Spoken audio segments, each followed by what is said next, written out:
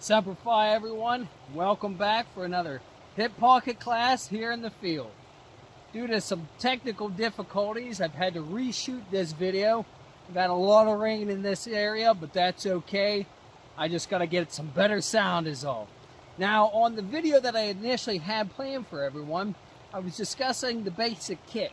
One of my previous videos, I went over some of the things like the M-1917 helmet, the British gas mask bag, and I'll even later on talk about the 1911 service pistol. But on today's episode, I'm going to talk a little bit about hand-to-hand combat fighting.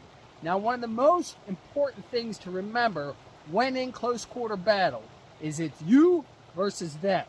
So the most important thing is you always have to be on top.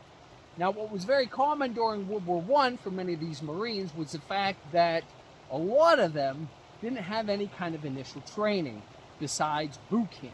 So what a lot of these young boys who were taught, much like the Christian values, love thy brother, were now being told to kill one another, just like any of the previous wars before.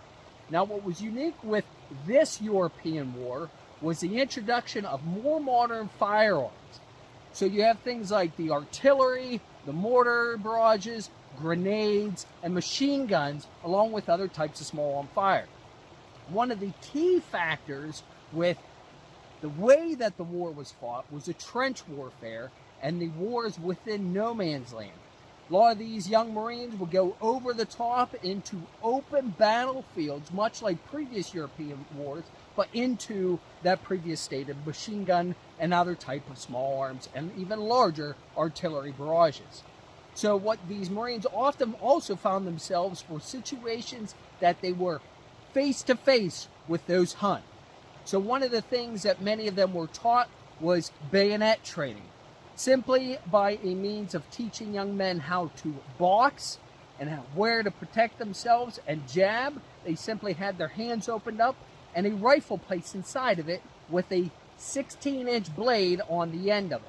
Now this style shotgun, the trench combat shotgun, was very successfully used during World War I, World War II, the Korean War, as well into Vietnam and wars beyond, including some of the modern GWOT wars.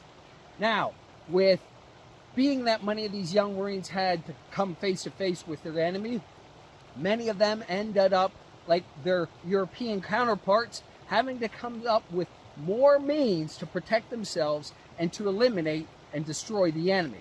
One of those would have been clubs that were commonly used by the Canadian forces. You had, whether private purchase or handmade knives that were also being used. Bayonet training, as well as taking your common E-tool, your entrenching shovel, and using it as a means as to decapitate your enemy. Now, a lot of these young Marines would often beg, borrow, or steal, maybe private purchase these trench knives that you would find. This one is actually very similar to previous designs by the French, and yet at the same time very different as well. The French found that some of these handmade nail knives, which were just simply a large iron blade bent into a shape for the handle and then sharpened to an edge, were also used more as a stabbing weapon. So this M-1917, 1918 Mark I trench knife, later replaced by the Mark I trench knife, but this 1918 model was a very successful means to keep yourself alive as well as to close with and destroy that enemy combatant. The interesting thing with this 1917 model is all the extra features that are on it. Not only do you have a sharp point for the tip, so it was successful with stabbing your enemy, but with this triangular blade, made it quite strong. One of the downsides to this is that you sometimes had some difficulty actually getting a good edge on it.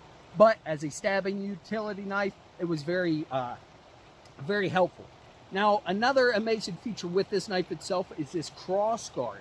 You had some better access for defense if you were to go up against an enemy combatant that also had a blade, whether it would be a bayonet or another smaller knife, as well as these knuckle duster guards. So with these 1, 2, 3, 4, 5, 6, 7 pyramidal shapes, you were also able to use this much like a set of brass knuckles. And even with that last one there on the bottom, you have a nice pommel for going over top of your enemy's head. You had a very strong handle made out of wood that in time could wear over excessive use. But the nice thing was that this tang itself, the blade, will go all the way in for a much sturdier handle. Now, in combat, there were some downsides to this knife. Very late in the war, the United States introduced that M1 trench knife, but it saw very little use. It will be later on used to some success by the U.S. Marine Corps raiders in World War II. And then in time, as well as with the Raider stiletto knife and the bolo knife, these knives were combined for an even better knife that is more commonly known as that M-1917 or K-bar fighting knife. There were many different manufacturers during World War II, but a lot of them had their basis starting in these early World War I knives. Now, I hope everybody learned a little bit today. Maybe I could get a couple more videos before this rain comes back down on me. But as always, Semper Fi, stay safe. Hope you learned something. Carry on.